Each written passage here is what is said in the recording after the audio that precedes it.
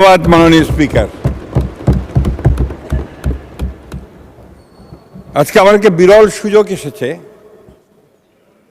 এই দেশের একজন মহান মুক্তিযোদ্ধা, যিনি নিজের জীবনকে বাজি রেখে সারা দেশে যখন পাক হানাদার বাহিনী গণহত্যা চালাচ্ছিল, সেই সময় স্বাধীনতার ঘোষক শহীদ প্রেসিডেন্ট জিয়াউর রহমানের স্বাধীনতার ঘোষণা শুনে যিনি যুদ্ধে ঝাঁপিয়ে পড়েছিলেন, যিনি সেই সময় সেই বাংলাদেশি সেনাদেরকে সঙ্গে নিয়ে সমস্ত বাধা বিপত্তি উপেক্ষা করে তিনি যুদ্ধে নেমে গিয়েছিলেন।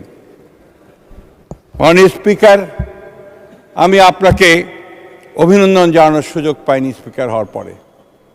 আমরা অত্যন্ত গর্ববোধ করি আজকে এই